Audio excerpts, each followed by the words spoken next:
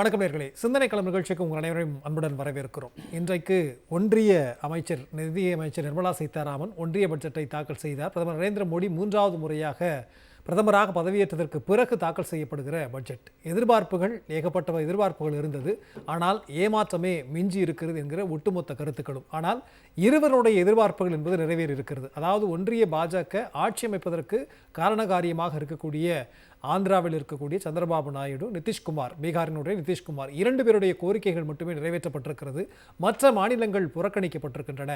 வார்த்தை ஜாலங்கள் மட்டுமே இருக்கின்றது என்று கடுமையான கண்டனங்களை ஒன்றிய பாஜக சம்பாதித்துக் கொண்டிருக்கிறது. மாண்புமிகு தமிழ்நாடு முதலமைச்சர் அவர்கள் கூட இது நிதிநிலை அறிக்கையில் நீதி என்பது இல்லை, இந்திய கூட்டாட்சியை சிதைக்கிற விதமாக இந்த பட்ஜெட் தாக்கல் செய்யப்பட்டிருக்கிறது என்று சொல்லியிருக்கிறார். அது மட்டுமல்லாமல் ஒவ்வொரு நிறுவனங்களாக துறையாக நாம் எடுத்துக்கொண்டால் எந்த துறைகளுமே திருப்திப்படுத்துகிற அளவிற்கான அறிவிப்புகள் இல்லை என்கிற ஒரு விமர்சனமும் இருக்கிறது.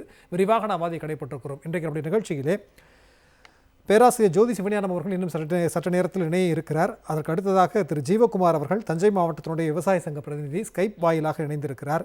அதே போன்று ரமணி அவர்கள் காங்கிரஸ் கட்சியினுடைய சார்பாக இணைந்திருக்கிறார். மற்றும் மனோகரன் ரயில்வே நிலைய கண்காணிப்பாளர், ஓய்வு பெற்றவர், அவரும் இணைந்திருக்கிறார். அனைவரையும் வரவேற்று நாம் நிகழ்ச்சிக்கு செல்லும். அனைவருக்கும் வணக்கம். ரமணி சார், உங்களுடைய கருத்து, அதாவது நிதிநிலை அறிக்கை தாக்கல் செய்யப்பட்டிருக்கிறது. எதிர்க்கட்சிகள் வழக்கமாக விமர்சிக்கும் அதே அடிப்படையில் தான் இந்த இப்போது வந்திருக்கக்கூடிய விமர்சனத்தை நம்ம எதிர்கொள்ள வேண்டியதாக இருக்கிறதா? இல்லை வணக்கம், நேயர்களுக்கு வணக்கம்.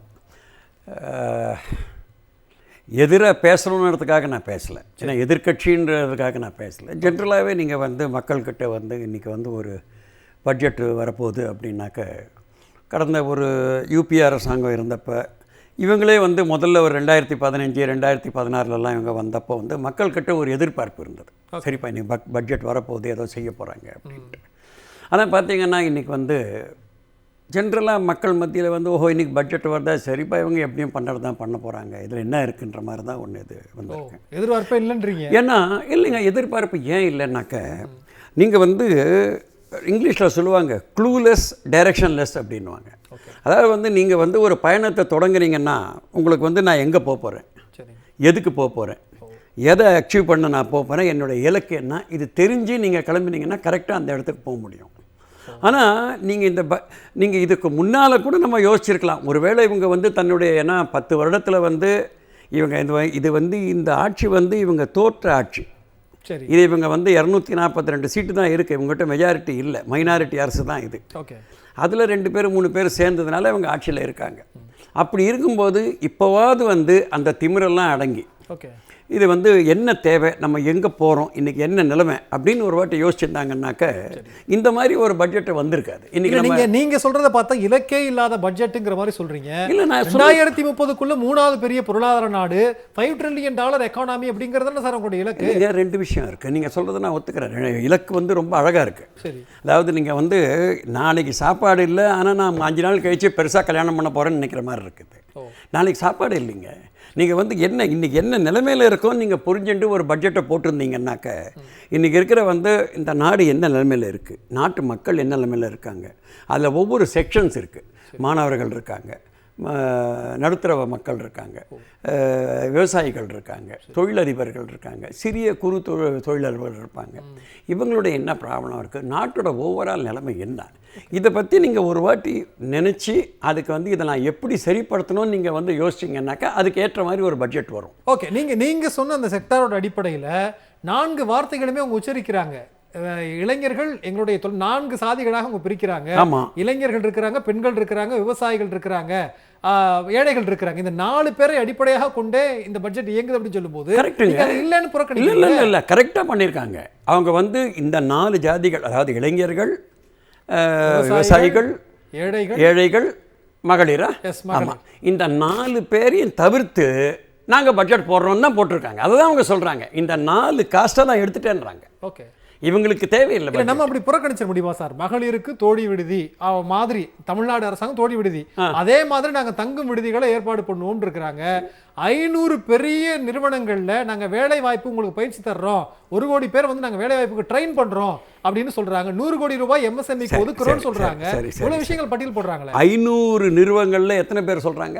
கிட்டத்தட்ட 1 கோடி இளைஞர்களுக்கு வேலை வாய்ப்பு திறன். 1 கோடி. அப்ப 500 × 2000. சரி, நீங்கள் ஒரு கம்பெனி ஒரு கம்பெனியில் இருக்கிறது 1500 பேர் 2000 பேர், சில கம்பெனிகளில் 8000 பேர் 10,000 பேர் இருப்பாங்க. அதில் வந்து ஒவ்வொரு கம்பெனிலையும் 2000 பேரை இன்டர்ன் வைக்க போகிறாங்களா அவங்க? எங்க எதுனா பாசிபிளா? நீங்கள் எதாவது யோசிச்சு தான் நீங்கள் சொல்கிறீங்களா, இல்லை ஜனங்களை ஏமாத்துறதுக்கு பேசுகிறீங்களா? நீங்கள் இந்த டிவிஎஸ் நிறுவனத்தை எடுத்துக்கோங்க, ஒரு பெரிய நிறுவனம். அவங்க வந்து 2000 பேரை வந்து இன்டர்ன் இந்த வருஷம் எடுத்துக்க போகிறாங்களா, இல்லை டாஃபே தான் எடுத்துக்க போகிறாங்களா? எனக்கு சொல்லுங்கள். நீங்கள் அதாவது வந்து நீங்கள் வார்த்தை ஜாலம் வந்து வார்த்தை ஜாலம் பண்ணிட்டீங்க.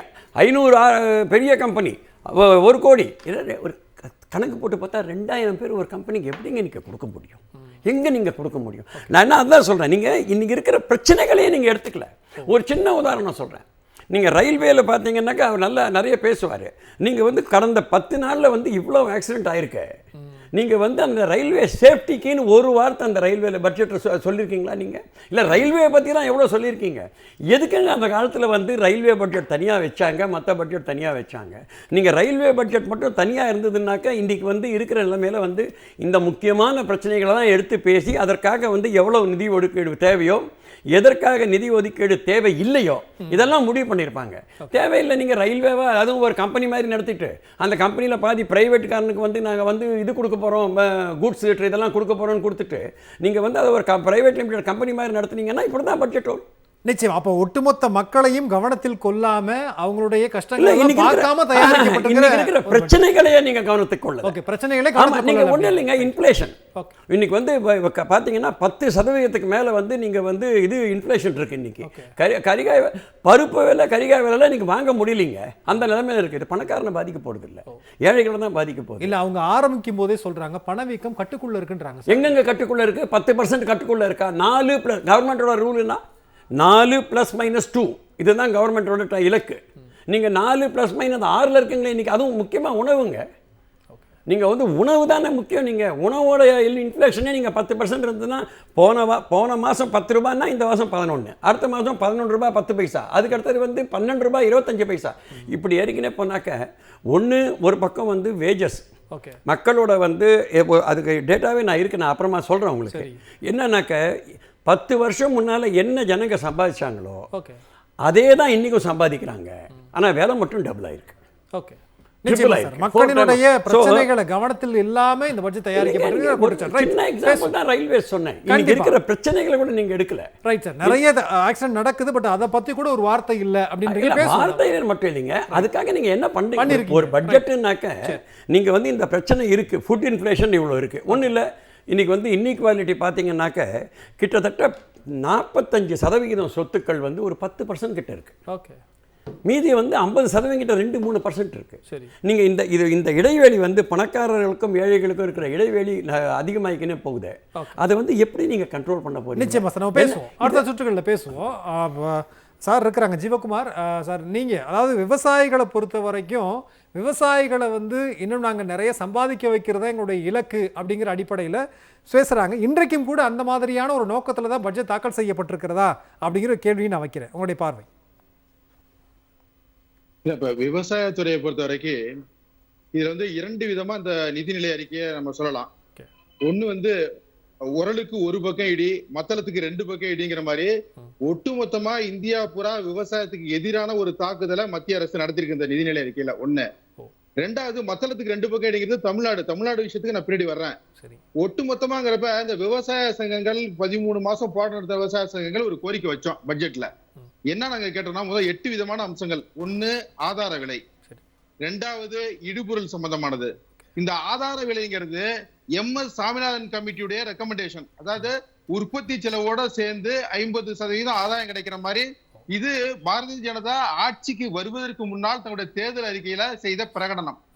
இது ஒரு மாமாங்கம் ஆயிடுச்சு. 3வது பீரியட் வந்துருச்சு. இது சுத்தம் அவங்க 3வது மந்திரி சபை அமைச்ச பிறகு கூட அதை பத்தி மறந்துட்டாங்க சுத்தமா. அதனால அந்த குறைந்தபட்ச ஆதார விலைங்கிறது அறிவிக்கப்படல. 1. 2வது இடுபொருள் நம்ம சொல்றப்ப இந்த மின்சாரம், டீசல், அதே மாதிரி உரம், இது சம்பந்தமான சப்சிடி இடுபொருள் குறைக்கப்படும் அல்லது மானியம் அதிகரிக்கப்படும் நினைச்சோம். அதை பத்தியும் இல்ல. 3வதாக அவங்க ஏமாத்தினது பயிர்க்கடன் ரத்து. விவசாய சாகுபடி கடனை ரத்து பண்ணுவாங்க. ஒரு பீரியட் இத்தனை வருஷம் இருக்கீங்களா, இவ்வளவு பாதிப்புல இருக்கமே. கிட்டத்தட்ட இந்த 2012 இருந்து 2024 ஒரு கணக்கு பார்த்தோம்னால கூட அந்த தேசிய தரவு national crime intelligence bureau report இப்படியே கூட 1,02,000 பேர் விவசாயிகள் தற்கொலை பண்ணிட்டு இருக்காங்க. அதனால நம்ம எதிர்பார்த்தது பயிர்க்கடன், சாகுபடி கடன் தள்ளுபடி செய்வாங்கன்னு நினைச்சோம், அதுவும் இல்ல. 4வதாக நாங்க எதிர்பார்த்தது பயிர் காப்பீடு, ஒரு விரிவடைந்த பயிர் காப்பீடு. ஏற்கனவே PM கிசான் சொல்லிட்டு அதுவும் சரியா கொடுக்கறது இல்ல. இந்த விரிவடைந்த பயிர் காப்பீடு சம்பந்தமாவும் மூச்சு விடல. 5வதாக நாங்க வச்ச கோரிக்கைங்கிறது பொதுத்துறைய விவசாயத்துல அதிகப்படுத்தணும். இந்த அம்பானி அதானி கிட்ட ரெஃப்ரிஜரேஷன்ல இருந்து எல்லாத்தையும் கிட்டத்தட்ட தோட்டக்கலை ஹார்டிகல்ச்சர் பூரா ஒப்படைச்சிருக்காங்க. அதனால பொதுத்துறையோட பங்களிப்பு அதிகம் எதிர்பார்த்தோம், அதை பத்தி இல்ல. 6வதாக நாங்க எதிர்பார்த்தது ரேகா திட்டம், 100 நாள் வேலை திட்டம். இந்த 100 நாள் வேலை திட்டத்தை விவசாயத்துக்கு முழுமையா பயன்படுத்தணும், 100 நாளை 200 நாள் ஆக்கணுங்கிற ஒரு கோரிக்கை நாங்க முன் வச்சிருந்தோம். அதை பத்தியும் அவங்க ஒண்ணுமே சொல்லவே இல்லை. 7வதாக நாங்க எதிர்பார்த்தது, தொடர்ந்து நாங்க சொல்லிக்கிட்டு இருக்கிறது, அந்த லேண்ட் டு த டில்லர்ஸ், உழுபவனுக்கே நிலம்ங்கிறது மாதிரி லேண்ட் டு த கார்பரேட் கம்பெனியா அவங்க மாத்திட்டாங்க. கிட்டத்தட்ட இந்த அதாவது உழுபவனுக்கு நிலத்தை கொடுங்க, கார்பரேட் கம்பெனிக்கு கொடுக்காதீங்கிற ஒரு கோரிக்கை நாங்க வச்சோம். 8வதாக நாங்க எதிர்பார்த்தது என்ன சொன்னா, வரி விதிப்புங்கிறது விவசாயத்துக்கு வரி விதிப்பு இன்னும் குறைங்க, வேணும்னா கார்பரேட் கம்பெனிகளுக்கு வரி விதிப்பு அதிகப்படுத்தணும். 8 சம்பந்தமாகவும் அவங்க மூச்சை விடல. இது ஒட்டுமொத்தமா இந்திய விவசாயத்துக்கு எடுக்கப்பட்ட அநீதி. 2வது தமிழ்நாட்டுக்கு வந்தோம்னா, தமிழ்நாட்டை பொறுத்த வரைக்கும் அவங்க என்னன்னு சொன்னா, இது வந்து தொடர்ந்து இயற்கை நேஷனல் டிசாஸ்டர்ங்கிற தேசிய பேரிடர் நிதி. ஒவ்வொரு தடவையும் வந்து போன வருஷமே எடுத்துக்கிட்டோம்னா 2023 வெள்ளம் வந்துச்சு, வறட்சி வந்துச்சு, புயல் வந்துச்சு. இது பூரா மத்திய குழு ஹெலிகாப்டர்ல வரும். ஒரு 4-5 ஆபீசர் வருவாங்க, தொந்தியா அங்கேருந்து வருவாங்க. வந்து அங்க என்ன பண்ணுவாங்கன்னா, ஒரு பங்களாவில, அரசாங்க டூரிஸ்ட் பங்களாவில தங்க வேண்டியது, காலைல டிஃபன் சாப்பிட வேண்டியது, ஹெலிகாப்டர்ல சுத்தி வர வேண்டியது. மத்திய குழு வந்து நாங்க போய் நெல்லு களத்தை கதிர் அறுத்த காலத்திலேயே நாங்க நிற்போம், வருதுன்னு மானத்தை பார்த்துட்டு நிற்போம். அப்புறம் அதுக்கு பிறகு வந்து எங்கேயோ ஒரு இடத்துல ஒரு மனு வாங்குவாங்க. இவ்வளவையும் கொண்டு போய் பேப்பரா வாங்கிட்டு போய் எழுதி கணக்கு போல மாதிரி எழுதி பேப்பரை கொண்டு போய் வச்சுக்கிட்டு ஒரு சல்லி பைசா அறிவிச்சீங்களா? ஏதாவது ஒரு பைசா நீங்க இப்ப இயற்கை பிரதமர் மோடி அவரு மாஞ்சி தமிழ்நாட்டுக்கு 12 தடவை வந்தாரு. 10வதுக்கு இந்த பாண்டியன் சபையில இருக்கக்கூடிய இப்ப நிர்மலா சீதாராமனுக்கு ஒரு நிதிநிலை அறிக்கை கொடுத்தாங்க. நம்ம தமிழ் மொழி பேசுற கண்ணகி அவங்க பாண்டியன் சபையில பேசுறது தமிழ் மொழி தான். தமிழ் தெரிஞ்ச நிர்மலா சீதாராமன் அவங்க படித்தது நிதிநிலை அறிக்கை இல்ல, அது அநீதி அறிக்கை. அது படிச்சு தமிழ்நாட்டுக்கு அளிக்கப்பட்ட அநீதி. ஒரு சல்லி பைசா கொடுக்கல, மாற்றாந்தாயா? கண்ணகி பிறந்த முன்னில நிர்மலா சீதாராமன் ஒரு மாற்றாந்தாயா இங்க நடக்காங்க, துரோகம் பண்றாங்க. தமிழ்நாட்டுல நீங்க வந்து பாத்தீங்க, எல்லாரும் மத்திய குழு போய் இந்த மாதிரி பாதிப்புன்னு அறிக்கை கொடுத்துச்சு.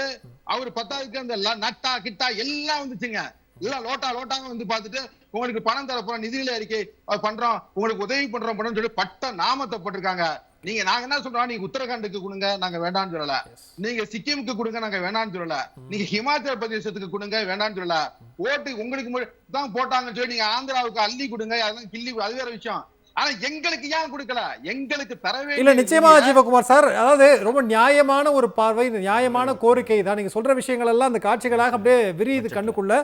நம்ம இன்னும் அடுத்த கேள்வி என்ன அப்படின்னா, 1 கோடி விவசாயிகளுக்கு நாங்கள் இயற்கை விவசாயம் செய்ய பயிற்சி தர்றோம் அப்படின்னு அறிவிச்சிருக்கிறாங்க.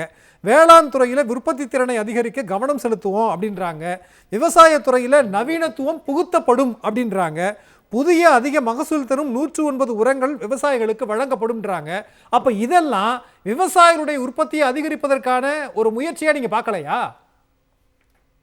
இப்ப இந்த 1 கோடி இயற்கை விவசாயத்தை எடுத்துக்குவோம். சரி, இப்ப நாட்டோட மக்கள் தொகை ஒரு 140 கோடின்னு வச்சா, 140 கோடினா ஒரு 40 கோடி பேர் 3ல் 1 பங்கு விவசாயம் பாக்குறோம் அப்படின்னு வச்சுக்கிட்டா கூட, இப்ப இந்த 40 கோடி இன்னைக்கு வந்து காலநிலை மாற்றம் ஒரு பெரிய சவாலா வந்துட்டு இருக்கிறப்ப, உலகம் பூராவுமே இயற்கை விவசாயத்தை நோக்கி போறப்ப அது ஒரு இன்இவிட்டபிள் ஆயிடுச்சு. அதனால இயற்கை விவசாயங்கிறது இவங்க என்னமோ பெரிய கண்டுபிடிப்பு அல்ல. அது இயற்கை விவசாயங்கிறத நோக்கி உலகம் தள்ளப்படுது. கோவிட் பெருந்தொற்றுக்கு பிறகு, அந்த பேரிடர் கொரோனாவுக்கு பிறகு இயற்கை விவசாயத்தை நோக்கி உலகமே உந்தி தள்ளப்பட்டு இருக்கு. அப்ப இயற்கை விவசாயம் வருது. இந்த 40 கோடி பேர்ல நீங்க 1 கோடி பேரை விவசாயம் செய்ய வைக்கிறீங்கன்னு வச்சுக்கோங்க, இயற்கை விவசாயம். அவ்வளவுதான். நீங்க இது ஒரு பெரிய சாதனை. 1 கோடி பேருக்கு நீங்க சொல்றீங்க 40 கோடியில. இந்த 1 கோடி பேருக்கும் நான் கேட்கிறேன், இப்ப கந்தக சத்து, மணிச்சத்து, சாம்பல் சத்து, தலைச்சத்து, இப்ப நீங்க வந்து சல்பேட், கரிம விவசாயம் இருக்கு, சல்பேட், யூரியா, டையமோனியம் பாஸ்பேட், அது கரிம விவசாயம். இந்த இயற்கை விவசாயத்துக்கான சந்தைக்கு நீங்க என்ன சொல்ல போறீங்க? இதுக்கு இந்த சத்துள்ள இப்ப மண்புழு உரம் தயாரிக்கலாம், அல்லது இது இயற்கை எரிவிடுதல், ஆடு மாடு இருக்கு. இப்ப நீங்க வந்து ஏறினும் நன்றாம் எருவிடுதல்னு திருவள்ளுவர் சொன்ன மாதிரி இதெல்லாம் இந்த தடவை அந்தமா மறந்துருச்சு. திருவள்ளுவரை அதிகம் பார்லிமெண்ட்ல உச்சரிச்சு இருந்தது நிர்மலா சீதாராமன் தான். திருவள்ளுவரே அது மறந்துருச்சு. இப்ப அது ஒளிய வைக்குது திருவள்ளுவரை. அந்த எருவிடுதல்னு சொன்னா அதுக்கு கால்நடை வளர்க்கணும், ஆடு வளர்க்கணும், மாடு வளர்க்கணும், இந்த தீவனங்கள் தேவை. அதுக்கு ஏதாவது நீங்க அதுக்கு ஏதாவது நிதி ஒதுக்கீடு செஞ்சிருக்கீங்களா? அல்லது மண்புழு உர தொழிற்சாலை வைக்கிறதுக்கு பண்ணிருக்கீங்களா? இயற்கை அது வார்த்தை ஏமாத்துறீங்க. அதாவது வார்த்தைய நீங்க தேன் தடவி ஒரு விஷத்தை கொடுக்குறீங்க. இயற்கை விவசாயம் நீங்க சொல்றது பொய், மோசடி, ஃப்ராடு. அதே மாதிரிதான் நாங்க சொல்றோம். இன்னும் சொல்ல டிஜிட்டல் மயம். என்ன டிஜிட்டல் மயம்? இதுவரைக்கும் விவசாயிக்கான எதுவுமே தற்கொலை பண்ணிக்கிற விவசாயிக்கு அவனுக்கு கட்டுப்படியான விலையை உங்களால கொடுக்க வக்கு இருக்கா? முதல்ல அவன் கேட்க நீங்க எது எல்லா விலையும் சோப்பு சீப்பு கண்ணாடி எல்லா விலையும் ஏறுது. ஒரு விவசாயிக்கு இது வரைக்கும் அவன் சந்தையில் அவனுக்கு சரியான சந்தை பொருள் கிடைக்கல. அப்ப இந்த டிஜிட்டல் மயங்கிறது என்ன ஏமாத்துறீங்க? அது அதே மாதிரிதான் இவங்க சொல்லக்கூடிய அத்தனை விஷயமுமே அதை செய்ய போறேன் இதை செய்ய போறேன்னு இந்த வான வேடிக்கை காமிக்கிறாங்களே ஒழிய ஆக்கப்பூர்வமான அறிவிப்பு எதுவுமே இல்ல. நிச்சயமா ஜீவகுமார் சார், அதாவது ஒரு ஒட்டுமொத்த இந்திய விவசாயிகளுடைய ஒரு குரலாத்தான் உங்களுடைய அந்த கருத்துக்களையும் நம்ம பார்க்கிறோம். ஒன்றுமே இல்லை, விவசாயிகளை ஏமாற்றி இருக்கிறார்கள் அப்படிங்கிற விஷயத்தை ரொம்ப ஆணித்தரமா அழுத்தமா நீங்க சொன்னீங்க. உங்களுடைய கருத்துக்களை பயன்படுவதற்கு நன்றி ஜெயக்குமார் சார். தற்போது நம்முடைய அமர்விலே ரகுநாதன் அவர்கள், இந்திய தொழில் முனைவோர் கூட்டத்தின் சங்கத்தினுடைய தலைவர் அவர்கள் இணைந்திருக்கிறார்கள். நான் உங்கள்கிட்ட வரத்துக்கு முன்னாடி மனோகரன் சார் நான் பேசிட்டு வந்துடுறேன். ரகுநாதன் சார், மனோகரன் சார், அதாவது ரயில்வே பற்றியும் எல்லாரும் பொதுவாக கருத்து இன்றைக்கி சொல்லிகிட்டே இருக்கிறாங்க. ஒன்று வார்த்தை கூட இல்லை, அதில் கவனமே செலுத்தலை அப்படின்னு உங்களுடைய பார்வை? ரயில்வே துறையில் இவ்வளவு விபத்துகள் நடந்திருக்கிற போது ரயில்வே துறையை பற்றி ஒரு வரி கூட சொல்லாமல் பட்ஜெட் வாசித்திருப்பது என்பது மிகப்பெரிய அதிர்வுகளை ஏற்படுத்தியிருக்குது. ரயில்வே துறைக்கு பாதுகாப்புக்கு நிறைய நிதி ஒதுக்கணும் என்ற எல்லாரும் எதிர்பார்த்த ஒன்று. ஆனால் ரயில்வே துறையில் பாதுகாப்புக்கான நிதி ஒதுக்கீடை பற்றி பேசாமல் இருப்பது என்பது, இது ரயில்வே துறை பாதுகாப்பு வருங்காலங்களில் எந்த அளவுக்கு இருக்கும் மோசமாங்கிறது நம்ம கற்பனை பண்ணுற மாதிரி தோணுது. இதுக்கு நிச்சயமாக இந்த ரயில்வேல பாதுகாப்பு அம்சங்களானது இந்த பட்ஜெட்டில் சேர்த்துக்கணும். அவங்க இன்டீரியம் பட்ஜெட் என்ன ஒதுக்கீடு இருக்கோ அது ஸ்டாண்ட்ஸ் குட் அப்படிங்கிற அளவில் அவங்க போயிருக்கிறாங்க. ஆனால் அதுதான் அதில் உள்ளது.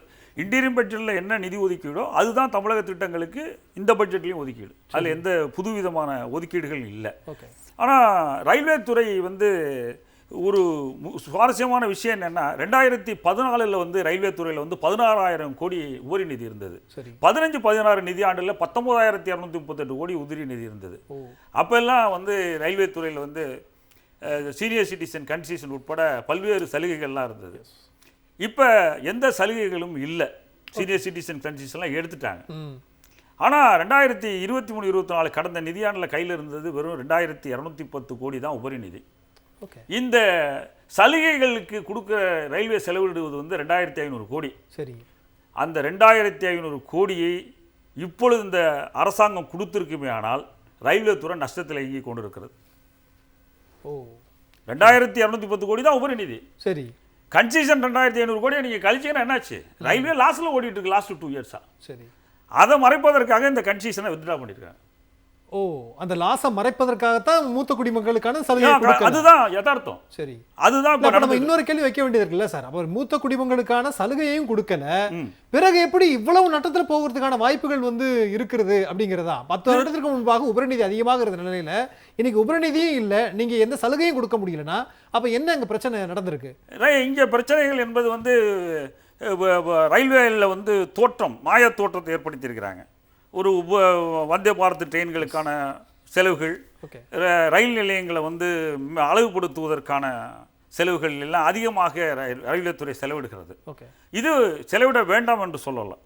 ஆனால் அந்த செலவுகள் அதிகமாக ஒரு விளம்பரத்துக்காகவோ அல்ல வேற என்ன, ரயில்வே துறை ஒரு பெரிய பிம்பம் கட்டமைக்கிறாங்க. ஒரு மிகப்பெரிய அழகான ரயில்கள், அழகான ரயில் நிலையங்கள் இந்தியா முழுவதும் இருப்பதாக ஒரு கட்டமைப்பதற்காக இது போன்ற செலவினங்கள் அதிகரிச்சுக்கிட்டே போறதுனால ரயில்வே துறையில் மற்ற விஷயங்களிலே கவனம் செலுத்த முடியல.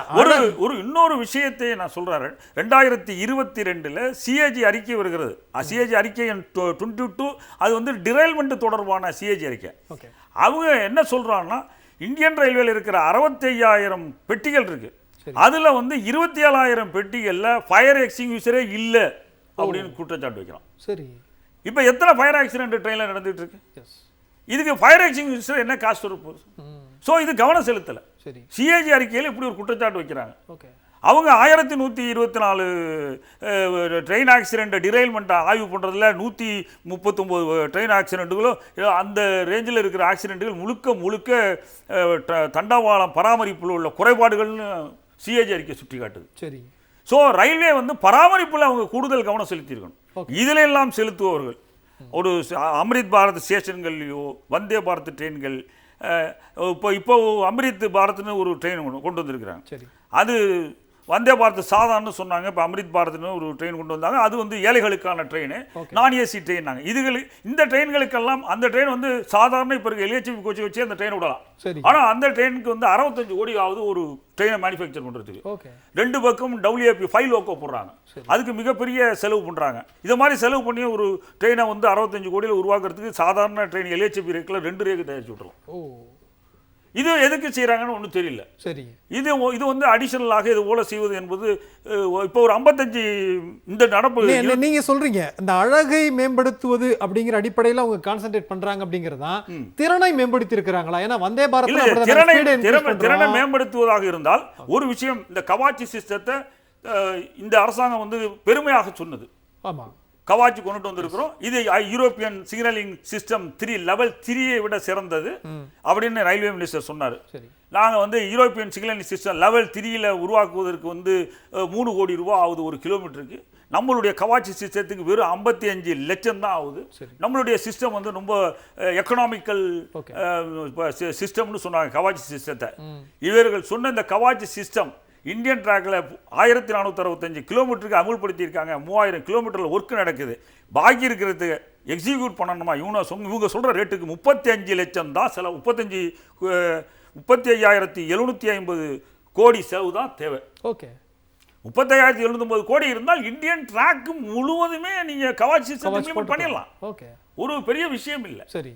இதுக்கு வந்து நீங்கள் ஆண்டுக்கு ஒரு 6000-7000 கோடி ஒதுக்கி இருந்துச்சுன்னா ஒரு 4 வருஷத்தில் முடிஞ்சிடும்.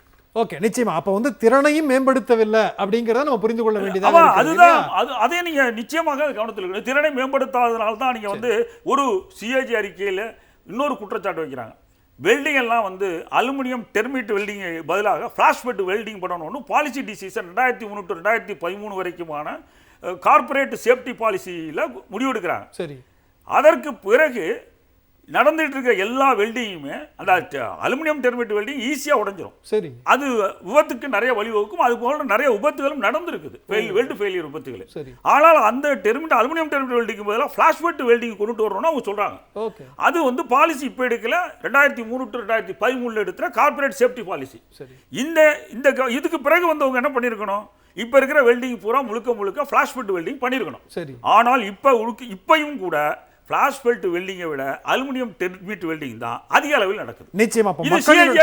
கண்டிப்பா மக்களினுடைய பாதுகாப்புலையும் ஒரு மிகப்பெரிய ஒரு சிக்கலை தான் உருவாக்கி இருக்கிறது பாஜகன்னு புரியுது. நம்ம பேசுவோம். ரகுநாதன் சார், அதாவது MSME பத்தி நிறைய வருத்தப்பட்டு பேசுவீங்க. பட் ஆனா இந்த பட்ஜெட்ல அந்த வருத்தங்களை எல்லாம் போக்குகிற அளவிற்கான அறிவிப்புகள் எதுவும் இருக்கிறதா? வணக்கம் சரவணன். இப்போ வருத்தத்துல இருந்து கவலைக்கு போயிட்டேன். ஐயோ. ஏன்னா அதாவது 5 வருடங்கள் ஒவ்வொரு முறையும் எதிர்பார்த்து என்ன தேவைன்றத பலமுறை சொல்லி அதனுடைய அவசியத்தை உணராத ஒரு பட்ஜெட் வந்துகிட்டு இருக்கும் போது இந்த ஆண்டு இதை நீ செய்யாவிட்டால் நிலைமை முற்றிலும் கையை விட்டு போய்விடும் என்ற ஒரு சூழ்நிலையிலே இதுவரை இவர்கள் செய்தது 2 தான். ஒன்று வந்து தங்களது வருமானத்தை பெருக்கும் வழிமுறைகள், இரண்டாவது கார்ப்பரேட் நிறுவனங்களின் லாபத்தை பெருக்கக்கூடிய வழிமுறைகள். அதனுடைய பலன்தான் போன ஆண்டு தனிநபர் வருமான வரி கார்ப்பரேட்டினுடைய வரியை விட அதிகமானது. இவர்களது வருமானம் எதிர்பார்த்ததை விட அதிகமானது. 2 லட்சம் கோடி GST மாதம் வரக்கூடிய அளவுக்கு உயர்ந்தது. 5 லட்சம் கோடி பப்ளிக் செக்டர் அண்டர்டேக்கிங் வரலாறு காணாத லாபத்தை சம்பாதித்து அதை விற்றுவிடணும் என்று முயற்சி செய்தார்கள், முடியவில்லை. அதுதான் இவர்களுக்கு ஒரு பெரிய வரப்பிரசாதமாகவும் அமைந்தது. RBI-யிலிருந்து வரக்கூடிய டிவிடெண்ட் வரலாறு காணாமல் வந்தது. அனைத்தும் இவர்களுக்கு வந்தது. கார்ப்பரேட்டுக்கு என்ன வந்தது? நாம் அவர்களுக்கு கார்ப்பரேட் டாக்ஸ்ல இருந்து வெய்வர் கொடுத்தோம், ப்ரொடக்ஷன் லிங்க்டு இன்சென்டிவ் கொடுத்தோம், 11 லட்சம் கடன்களை தள்ளுபடி செய்தோம். அவர்களது லாபம் உயர்ந்தது, அவர்களது பங்கு சந்தை குறியீடு உயர்ந்தது, அவர்களும் நன்றாக உயர்ந்தார்கள். இவர்கள் இருவரும் உயர்ந்ததிலே பாதிக்கப்பட்டவர்கள் சாமானியர்கள், சிறு குறு தொழில் நடத்துபவர்கள். இவர்கள் தானே இதுல பாதிக்கப்பட்டவர்கள். இந்த பாதிக்கப்பட்டவர்கள் எல்லாரும் சொல்லி பார்த்தாங்க. நேற்றைய எக்கனாமிக் சர்வேல கூட என்ன சொன்னாரு? 2 விஷயங்களை நம்ம சரியா கையாள தவறிவிட்டோம். ஒன்று வேலை வாய்ப்பு, இன்னொன்னு சிறு குறு தொழில்களின் நலன்கள். இந்த முறை அதில் கவனம் அதிகம் இருக்கும். அப்ப இன்னைக்கு காலையில பட்ஜெட் ஆரம்பிக்கும் பொழுது இதை கோட் பண்ணி மாண்புமிகு நிதி அமைச்சர், இந்த முறை எங்களது கவனம் வேலை வாய்ப்பை உருவாக்குவதிலுமே சிறு குறு தொழில்களின் நலனில் தான் இருக்கும் என்ற போது கொஞ்சம் அப்படி நிமிர்ந்து உட்கார்ந்த. ஆஹா, இந்த வாட்டி நல்ல விஷயம் வரப்போகுது அப்படின்னு.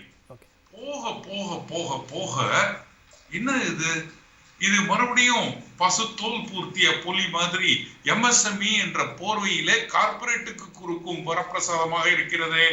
என்னது இது? இதை எப்படி நமக்கு உபயோகமாக இருக்கும்னு யோசிக்க ஆரம்பிக்கிறேன். இப்ப வேலை வாய்ப்பை பற்றி பேசலாம் சரவணன். நம்ம ஆண்டிற்கு 80 லட்சம் புது பட்டதாரிகள் வேலை தேடி வருகிறார்கள் என்று நேற்று அவர் சொன்னார். அவர் சொன்ன பொழுது எக்ஸ்போர்ட்ஸ் எல்லாம் என்ன சொன்னாங்க? அது 2 கோடியில இருந்து 2.5 கோடி இருக்கும்னாங்க. இருந்தாலும் நம்ம 80னே எடுத்துக்குவோம். அடுத்த 5 ஆண்டுகளிலே கிட்டத்தட்ட 4 கோடி பேருக்கு வேலை வாய்ப்புகளை உருவாக்கணும். ஏற்கனவே வேலை இழந்தவர்களுக்கு வேலை வாய்ப்புகளை உருவாக்கணும். ஏற்கனவே சம்பளம் குறைந்து வாங்குபவர்களுக்கு வாழ்வாதாரத்தை பெருக்கணும். இந்த சூழ்நிலையிலே இதுக்கு தீர்வு காணக்கூடியது இன்ஃபார்மல் எம்ப்ளாய்மெண்ட் செக்டர் தான். கார்ப்பரேட் நிறுவனங்கள் எவ்வளவு முதலீடுகளை செய்தாலும் வேலை வாய்ப்புகளை பெருக்குவதற்கு வாய்ப்பில்லை. 1000 கோடி முதலீட்டிலே தொடங்கப்படும் ஒரு கார்ப்பரேட் நிறுவனம் கொடுக்கும் வேலையை 100 கோடியிலே 1000 தொழிற்சாலைகள், சிறு குறு முதலாளிகள் கொடுத்து விடுவார்கள். இதுதானே உண்மை. அப்போ அவர்களுக்கு இப்ப இது காப்பாத்திடுவாங்க, சுவர் இருந்தால் தானே சித்திரம் எழுத முடியும் நினைச்சா அந்த வேலை வாய்ப்புக்கு இவர்கள் 3 ஸ்கீம் கொடுக்கறாங்க. ஒன்று ப்ரொடக்ஷன் லிங்க்டு ஸ்கீம் மாதிரி, இப்போ எம்ப்ளாய்மெண்ட் லிங்க்டு இன்சென்டிவ். யாருக்கு போகுது? கார்ப்பரேட்டுக்கு போகுது. ஏன் கார்ப்பரேட்டுக்கு போகுது? ப்ராவிடன்ட் ஃபண்டினுடைய பங்கை நாங்க கொடுக்கறோம்ன்றாங்க. ப்ராவிடன்ட் ஃபண்ட் யாரு கட்டுவாங்க? 20 பேருக்கு இருக்கக்கூடிய மேல இருக்கக்கூடிய தொழில் நிறுவனங்கள். அப்ப குறும் தொழில்களும் சிறு தொழில்களும் முக்கியமாக இதில் வரக்கூடாத ஒரு நிலை. சாரி. இரண்டாவதாக அவர்கள் கொண்டு வருவது 1 கோடி பேருக்கு 500 சர்வதேச நிறுவனங்கள்ல இன்டர்ன்ஷிப் கொடுக்கப்படும். அதற்கு 5000 ரூபாய் கொடுப்போன்றாங்க.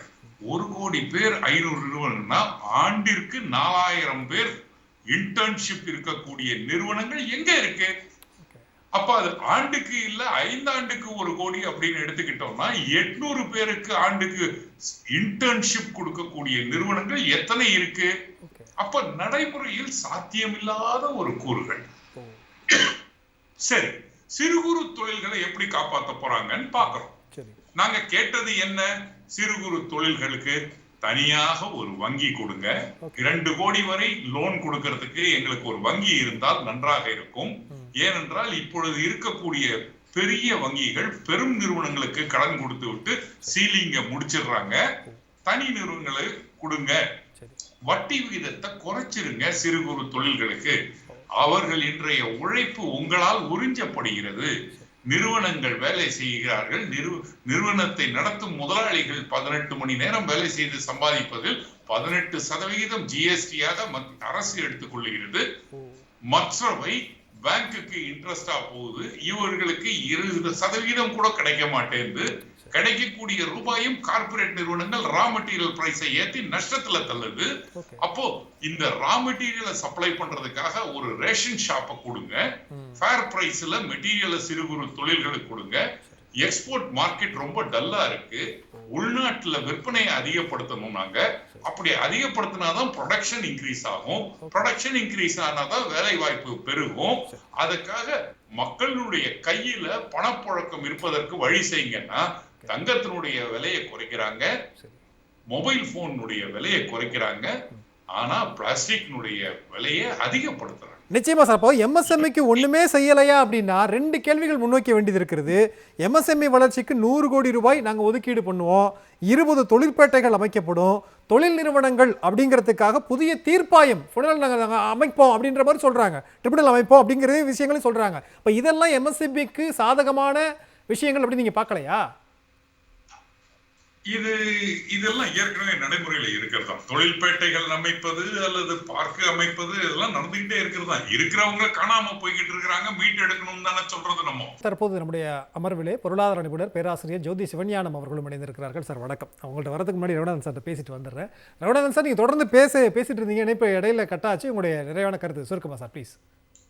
ஒண்ணு இல்லை, இப்போ நம்ம என்ன பண்ணியிருக்கணும் அப்படின்னாக்க, தொழில் முனைவோர்கள் கஷ்டப்பட்டுக்கிட்டு இருந்தவங்க அந்த பிசினஸை க்ளோஸ் பண்ணிட்டு புதுசா ஆரம்பிக்கிறதுக்கு ஒரு ஒன் டைம் செட்டில்மெண்ட்டை கொடுத்து காப்பாத்தி இருக்கலாம். நல்லா புரிந்து கொள்ள வேண்டும் சரவணன். இப்போ வேலை வாய்ப்புகளை பெருக்கணும்னா அது இன்ஃபார்மல் செக்டர்ல மட்டும்தான் முடியும். இன்ஃபார்மல் செக்டர்ல வேலை வாய்ப்புகளை உருவாக்கக்கூடியவர்கள் சிறு குறு தொழில் முனைவோர்கள். 2 விஷயம் நல்ல விஷயம் இந்த பட்ஜெட்ல இருக்கு. ஒண்ணு ஏஞ்சல் டாக்ஸ வித்ட்ரா பண்றது. அதுவும் யாருக்கு அது போய் சேரும் அப்படின்னாக்க பெரும்பாலான கார்பரேட் இன்வெஸ்டர்ஸுக்கு அது போய் சேரும். 2வதாக முத்ரா லோனை 10 லட்சத்திலிருந்து 20 லட்சம் ஆக்கியது. இது 2மே பாராட்டத்தக்க அம்சங்கள். மற்றபடி சிறு குறு தொழில்களை கைதூக்கி விடுவதற்கோ அவர்களது கஷ்டத்திலே பங்கெடுத்துக் கொள்வதற்கோ அல்லது டிமாண்டை கிரியேட் பண்ணுவதற்கோ சாமானிய மக்கள் கடன் வாங்காமல் வாழ்க்கையை ஓட்டுவதற்கு உண்டான வழிமுறைகளோ இல்லை. 2047 வளர்ச்சி கண்ட பாரதம் என்று முழக்கமிடுகிறார்கள். அந்த 2047 வருவதற்கு இன்னும் 23 ஆண்டுகள் ஆகும். இன்றைய தேதியிலே 35 வயது உடைய ஒருத்தர் அந்த 2047 ரிட்டையர் ஆகக்கூடிய வயதை எட்டி விடுவார். இன்றைக்கு அவர் எப்படி வாழ்க்கையை நடத்துவது என்று திணறிக் கொண்டிருக்கும் பொழுது, கஷ்டத்தில் இருக்கும் பொழுது, நீ 35 வருடம் கழித்து 23 வருடம் கழித்து ரிட்டையர் ஆகும் பொழுது ஒரு வளர்ச்சியான பாரதத்தை தருகிறேன் என்ற வாக்குறுதியை கொடுக்கும் பொழுது சிரிப்பதா அழுவதா? யோசிச்சு பாருங்க. இன்றைக்கு பசியோட பட்னியோட இருக்கும் ஒருவருக்கு நான் இன்னும் 10 நாளை கழித்து உனக்கு கல்யாண விருந்து தருகிறேன் என்றால் அவன் தாக்கு பிடிக்க வேண்டாமா? அந்த இளைஞனுடைய வாழ்வாதாரம் என்ன ஆவது? அவனது வாழ்க்கையின் இனிமேல் தானே அவனுக்கு இருக்கு. அடுத்த 5 ஆண்டுகள் தானே அவனுக்கு முக்கியமான ஒரு காலகட்டங்கள். அப்போ நம்ம இதெல்லாம் யோசிக்கணுமோ? இந்த பட்ஜெட் விட்டுட்டோமோ? இப்ப இல்லை என்றால் எப்பொழுது நம்மளால் பண்ண முடியும் அப்படின்ற ஒரு கேள்வி வருது இல்ல? நிச்சயமா சார். நீங்க ஆரம்பத்துல சொன்னீங்க வருத்தத்துல இருந்து நான் கவலைக்கு போயிட்டேன் அப்படின்னு. ஏன் அவர் அப்படி சொன்னாருன்னு நான் யோசிச்சேன். உங்களுடைய பதில இருந்து அந்த கவலையை எங்களால் உணர முடிகிறது. இணைப்பில் உங்களுடைய கருத்துக்களை பகிர்ந்து கொண்டதற்கு நன்றி ரகுநாதன் சார். நன்றி. ஓகே, ஜோதி சிவஞானம் சார், நீங்களும் இணைந்திருக்கிறீங்க. இந்த பட்ஜெட் பற்றி உங்களுடைய பார்வை, எதிர்பார்ப்புகளை எல்லாம் பூர்த்தி செய்ததா அப்படின்னு என்னாலே கேட்கறது கொஞ்சம் கஷ்டமாக தான் இருக்கு. இருந்தாலும் அந்த டெம்ப்ளேட் கேள்வி வைக்கிறேன். நாங்கள் எதிர்பார்த்தது என்னென்னா, ஒரு பட்ஜெட்டை அடிப்படையில் நாங்கள் சொல்கிறது அதனுடைய நோக்கம் பொருளாதார வளர்ச்சியை அதிகப்படுத்தணும். ஏன் அப்படின்னா அது வேலை வாய்ப்புகளை உருவாக்கும். பகிர்வு இன்கம் வருமானம் எல்லாருக்கும் போய் வேலை வாய்ப்புகள் உற்பத்தி வேலை வாய்ப்புகள் உருவாவதன் மூலியமாக அனைவருக்கும் வருமானமும் போய் சென்றடையும் அப்படிங்கிறது தான் நோக்கம். இது மாதிரி ஒரு நோக்கத்தில் தான் நம்ம முன்னாடியெல்லாம் 50களிலிருந்து பட்ஜெட்லாம் தயாரிக்கிறதே வளர்ச்சியும் பகிர்வும் அந்த பலன் மற்றவங்களுக்கு பகிரப்படணுங்கிறது தான் அடிப்படையான நோக்கமாக இருக்கும் பட்ஜெட்டோடைய நோக்கம். அதை இவங்க ஒரு மாற்றிட்டாங்க 10 ஆண்டுகளில். நீங்க அந்த சொல்றத வளர்ச்சி பகிர்வு 2 விஷயங்களை சொல்றீங்க. பட் ஆனால் வளர்ச்சியை பற்றி அதிகமாக பேசுகிறாங்களே சார். பகிர்வு இல்லைன்னு கூட ஒரு பக்கம் புரிஞ்சுக்க முடியுது. இப்போ வளர்ச்சியுமா இல்லை? வளர்ச்சியும் தான் இல்லை. ஏன்னா அந்த வளர்ச்சி விகிதத்தை கணக்கிடக்கூடிய முறையை பல முறை மாற்றி அமைச்சிருக்கிறாங்க. இப்போ வளர்ச்சி இருக்குன்னா இவங்க இப்போ உதாரணத்துக்கு சொல்கிறேன், 8.2% கடந்து முடிந்த நிதியாண்டுக்கு வளர்ச்சி விகிதம் 8.2% சொல்கிறாங்க. பல முறைக்கு அப்புறம் திருத்தி அமைக்கப்பட்ட இது. இப்போ அரவிந்த் சுப்பிரமணியம் ஒரு தடவை சொன்னார், இது 2.5% கூடுதலாக எஸ்டிமேட் பண்ணியிருக்காங்க, அப்வர்டாக ரிவைஸ் பண்ணியிருக்காங்கன்னார்.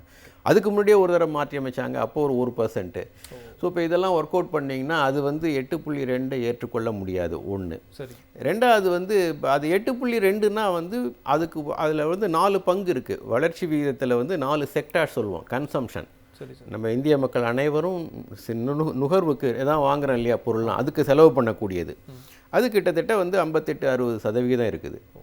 அதனுடைய வளர்ச்சி வந்து கிட்டத்தட்ட இதே மாதிரி இருக்கணும்ல. ஒரு 4 குதிரை போகுது, 4 குதிரையும் 8.2 கிலோமீட்டர் ஸ்பீடில் போகுதுன்னா 4ம் அதே ஸ்பீடில் போகணும் இல்லையா? இது மட்டும் ஒரு 4% இன்க்ரீஸ் ஆகுது, 4.5% இன்க்ரீஸ் ஆகுது. அதே மாதிரி இன்வெஸ்ட்மெண்ட், ரெண்டாவது வந்து செக்டார் வந்து இன்வெஸ்ட்மெண்ட், தனியார் முதலீடு, அது சுத்தமாக இல்லை, அதுவும் குறைஞ்சிட்டு இருக்குது. குறைஞ்சிட்டு இருக்கிறது மட்டும் இல்லை, அவங்க வந்து க்ளோஷர், முக்கியமாக இப்போ ஏற்றுமதி வந்து நமக்கு பாதிக்கப்பட்டிருக்கிறது காரணம் வந்து ஐடி எனேபிள்டு சர்வீஸ்னு சொல்லுவோம். அவங்களாம் லே ஆஃப் பண்ணிகிட்ருக்காங்க, ஃப்ரெஷ்ஷாக எடுக்கலை. ஸோ அதனால் அவங்க ப்ரைஸஸ் எல்லாம் கூட மார்க்கெட்டில் கரெக்டாக இருந்துச்சு, இப்போ லைட்டாக ரெக்கவர் ஆகிட்டு. ஸோ தனியார் முதலீடு வந்து குறைஞ்சிட்டு வருது. இல்லை, அது ரொம்ப ஆச்சரியமாக அதிர்ச்சியாகவும் இருக்குது சார். ஏன்னா திரும்ப திரும்ப நம்ம பாஜக மேலே வைக்கக்கூடிய குற்றச்சாட்டு அப்படிங்கிறது வந்து கார்ப்பரேட் நிறுவனங்களுக்கு நிறைய வரி சலுகை கொடுக்குறாங்க. இப்போ கூட அந்நிய நிறுவனங்களுக்கான அந்த வரி 40% 35% குறைச்சிருக்கிறாங்க. பட் ஆனால் முதலீடு இல்லைன்னு சொல்லும்போது ஏன் இல்லை, இவ்வளவு சலுகை கொடுத்தும் ஏன் வரலை? சரி, ஏன் இல்லைன்னா அதாங்க அவங்க வந்து ஃபஸ்ட்டு முதலீடு 2 கேள்வி. ஏன் இல்லைங்கிறது ஒரு கேள்வி. முதலீடு வந்து கொடுக்கப்பட்ட நோக்கம் நிறைவேறலைன்னா அந்த அந்த அந்த அந்த வரி சலுகை தேவையா? சரி, ஒரு நோக்கத்துக்காக அந்த வரி சலுகை கொடுத்துருக்கீங்க. என்ன நோக்கம்? அவங்க முதலீடு பண்ணோம், அவங்கள நான் ஊக்குவிக்கிறாங்கிறோம். 5 வருஷமாச்சு, அவங்க மேற்கொண்டு முதலீடு பண்ணல. ஸோ அதை திரும்ப கண்டினியூ பண்ண வேண்டியது அவசியமா? இப்போ அவங்களுக்கு சமமாக வந்து வெளிநாட்டு முதலீட்டாளர்களும் நாங்கள் வரியை குறைக்கிறோம், அவங்க வந்து அது அதிகமாக இருக்குன்னு நினைக்கிறாங்க. உள்நாட்டு முதலீடுகளை குறைச்சிட்டிங்க வரியை, எங்களுக்கு வெளிநாட்டுக்கும் அவங்களுக்கு சமமாக குறைக்கணும்னு சொல்லி அதை குறைக்கிறாங்க.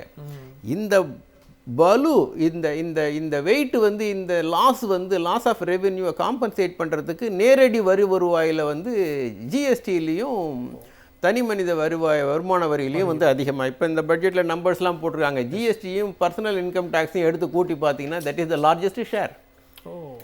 கார்ப்பரேட் வந்து ஜஸ்ட் 16 பைசே தான் ருப்பியில் இருந்து. ஆமாம், 1 ருப்பியில் வந்து 16 பைசே தான் corporate tax. 18% GST, sorry 18% personal income tax, 17 18 வந்து ஜிஎஸ்டி. ஆமாம், அதையும் சேர்த்துட்டா இன்னும் அதிகம். ஸோ ஹையஸ்ட் வந்து நீங்களும் நானும் சாதாரண மக்களும் வந்து அந்த வரியை செலுத்துகிறாங்க. அப்போ வந்து எப்படி ₹1 வருமானத்தில் எந்த அரசா இருந்தாலும் தனிநபர் வருமானம் இல்லை அரசுக்கு வரக்கூடிய இந்த வருமானம் இது தானே சார் வரும். இந்த முறை நம்ம மிகைப்படுத்தி சொல்கிறோமோங்கிற ஒரு கேள்வி. இல்லைங்க, அதாவது இல்லை, வரி வருவாயை அப்படி பிரிக்க வேண்டாம். வரி வருவாயை நம்ம எப்படி பிரிப்போம்? நேரடி வரி, மறைமுக வரின்னு பிரிப்போம்.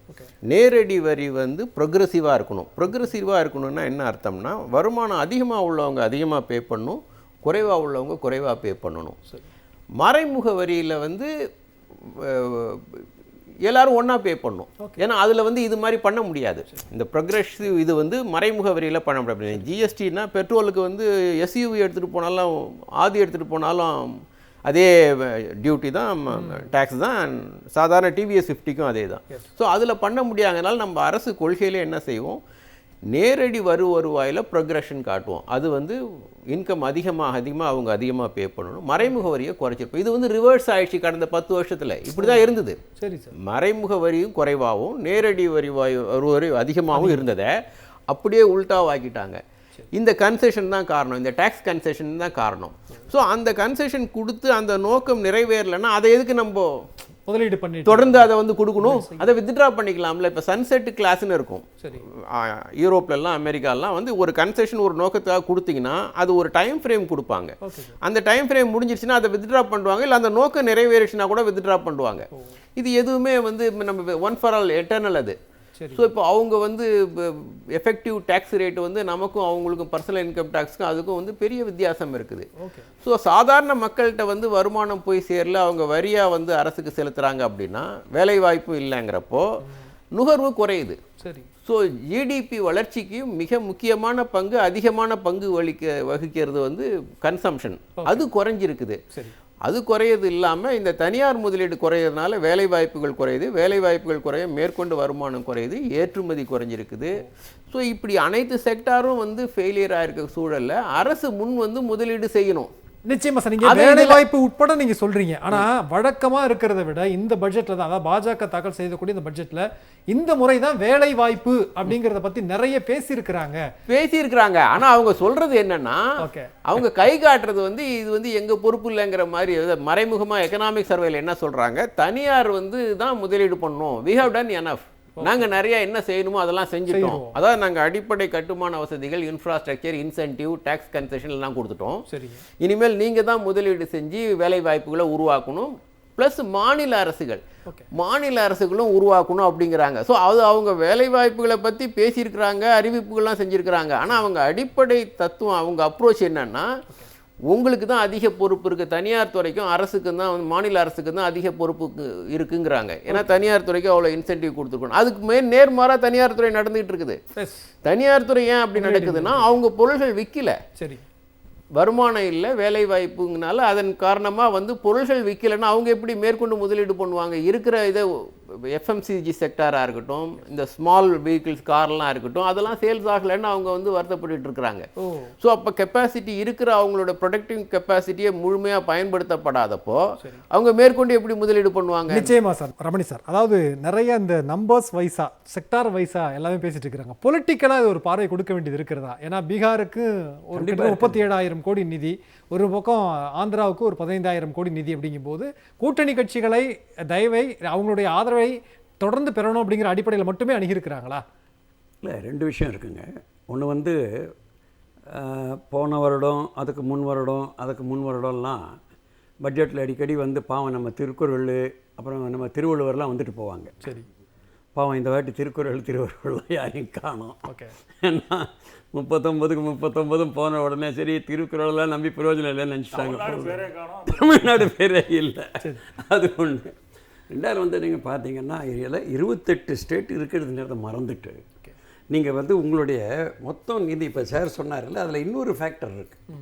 அது என்னன்னாக்க, நம்ம மொத்தம் வந்து நம்மளுடைய எவ்வளோ ரூபாய் நம்ம கவர்மெண்ட் செலவு அழிக்குதோ அதில் 27% வந்து நம்ம கடன் வாங்கிட்டு இருக்கோம். ஓகே. ஸோ கடன் வாங்கிட்டு நான் பார்த்து, அதனால தான் இப்போ நம்முடைய கடன் சுமை வந்து அந்த அளவுக்கு இருக்குது. ஓகே. சரி, கடன் வாங்குறீங்க நீங்கள் கடன் வாங்கினதில் வந்து அதை வந்து நீங்கள் பகிர்ந்து கொடுக்கணும். ரெண்டாவது வந்து உங்களுக்கு வந்து ஃபினான்ஸ் கமிஷன் வந்து இவ்வளோ பகிர்ந்து கொடுக்கணும்னு சொல்கிறாங்க. சரி. ரெண்டாவது வந்து இன்டைரக்ட் டைரக்ட் டாக்ஸஸில் நீங்கள் பகிர்ந்து கொடுக்க வேண்டியது இருக்குது. ஓகே. ஸோ இதெல்லாம் பார்த்து இருக்கும்போது நீங்கள் ஒரு 2 ஸ்டேட், ஏன்னா அது வந்து ஒன்றும் இல்லைங்க, 19 + 12 அதுதான் ஃபார்முலா. இப்போது 19 வந்து ஆந்திராவில் இருக்கிற சீட்டு, 12 இருக்குது பீகாரில் இருக்கிற சீட்டு. சரி. அதுக்கு வந்து இவனுக்கு ஒரு 30,000 கோடி, அவங்களுக்கு ஒரு 25,000 கோடி கொடுக்கட்டும். நான் வேணான்னு சொல்லலை, நல்லாவே கொடுங்க. ஓகே. ஆனால் எங்களுக்கும் கொடுங்கன்ற நான். தமிழ்நாட்டில் வந்து திரு ஸ்டாலின் அவர்கள் வந்து கடந்த 10 நாளாக 20 நாளாக மறுபடியும் லெட்டர் எழுதியிருக்காரு. கடந்த 6 மாதமாக வந்து எங்களுக்கு வந்து புயல் பாதிப்பு இருந்திருக்கு. எவர் சொன்ன மாதிரி எவர் சொல்லிட்டு போயிருக்காரு, நமக்கு வந்து அக்ரிகல்ச்சரில் வந்து ஃபார்மர்ஸ்க்கு வந்து பயங்கரமாக அடிபட்டிருக்காங்க, இழப்பு இருந்திருக்கு. இதுக்கெல்லாம் வந்து இவர் வந்து நம்ம வந்து பிச்சை கேட்கல. ஏன்னா தமிழ்நாடு வந்து இந்த மொத்தம் இந்த இன்டைரக்ட் டேக்ஸ் இருக்குது பாருங்கள், ஜிஎஸ்டி இருக்குது பாருங்கள், அதில் வந்து மாநிலங்கள் கொடுக்குற மாநிலங்களில் 2வது 3வது இடத்துல இருக்குது. அதுலேருந்து தான் நாங்கள் கொஞ்சம் கேட்குறோம். அதுவும் எப்போ கேட்குறோம், ஒரு சில கடினமான சூழ்நிலை இருக்குது, அதுக்காக கேட்குறோம். நீங்கள் அதை மெட்ரோ ரயிலுக்கு கூட கேட்டிருக்காங்க. இல்லை, மெட்ரோ ரயிலாவது 2ஆம் கட்ட மெட்ரோ ரயில் கூட பரவாயில்ல, நிவாரண நிதி கூட உங்களால் கொடுக்க முடியலைன்னாக்க நீங்கள் வந்து ஒரு ஸ்டேட்டுக்கு இவ்வளோ, ஒரு ஸ்டேட்டுக்கு கொடுத்தீங்கன்னா அது அரசியலும் தான் நீங்கள் எடுத்துக்க முடியும். ஏன்னா இன்றைக்கி வந்து அவங்களுக்கு வந்து பயம் வந்திருக்கு. சரி, இது வந்து ஒரு மைனாரிட்டி அரசு. ஓகே. 272 சீட்டை வைக்க வேண்டிய இடத்துல 240 சீட்டை வச்சு மேனேஜ் பண்ணிட்டு இருக்காங்கன்னா அந்த பயம் இருக்க தான் இருக்கும். ஓகே. ஆனால் இருக்கட்டும், நான் அதை வந்து கொடுக்கணும். மற்ற இடத்துல வந்து நான் என்ன சொல்கிறேன்னாக்க, இங்கே மக்கள் வந்து இந்தியாவில் பூரா தானே இருக்காங்க, அவங்களுக்கு பிரச்சனைகள் இருக்குல்ல. அவங்க வந்து வந்து வேலை வாய்ப்பு, ஒவ்வொரு பிரச்சனையும் நம்ம பேசிட்டோம். வேலை வாய்ப்பு பேசிட்டோம், அக்ரிகல்ச்சரில் பேசிட்டோம், எம்எஸ்எம்இ பேசிட்டோம், எல்லாமே முன்னேற்றத்தை பற்றி பேசியிருக்கோம், எல்லாமே பேசியிருக்கோம். இதையெல்லாம் நீங்கள் மனதில் கொண்டு தானே ஒரு பட்ஜெட்டு இது பண்ணியிருக்கணும். நிச்சயம். இதெல்லாம் எடுத்துக்காம நீங்கள் வந்து நான் நேரடியாக வந்து நான் இந்த ஸ்டேட்டுக்கு அந்த ஸ்டேட்டுக்கு நான் இவ்வளோ கொடுத்துட்றேன், என்கிட்ட ஸ்பெஷல் ஸ்டேட்டஸ் மட்டும் கேட்காதீங்க, இந்த பணம் எடுத்துக்கோங்கன்னு சொல்லி இது என்னங்க, இது என்ன லஞ்சம் கொடுக்குற? நிச்சயமா சார். காங்கிரஸ் தரப்புலேருந்து இன்னொரு கிளைம் ஒன்று வச்சிருக்கிறீங்க, எங்களுடைய தேர்தல் அறிக்கையை பார்த்து இல்லை எங்களுடைய பழைய பட்ஜெட்டெல்லாம் பார்த்து நீங்கள் காப்பி அடிச்சிருக்கீங்க. இல்லை, அப்படி சொல்லலை. என்ன சொல்லியிருக்கோம்னாக்க, இப்போ இந்த இன்டர்ன்ஸ்க்கு வந்து அந்த பிஎல்ஐ ஸ்கீம் கொண்டு வந்திருக்காங்க இல்லை, அது வந்து நாங்கள் நாங்கள் வந்து திரு ராகுல் காந்தி அவர்கள் சொன்ன ஸ்கீம் அது, எங்கள் மேனிஃபெஸ்டோவில் சொன்ன ஸ்கீம் அது. ஓகே. அதை அவங்க நிறைவேற்றிருக்காங்க. நல்லது தான், எங்களுக்கு நான் நல்லது இதுன்னு சொல்லலை.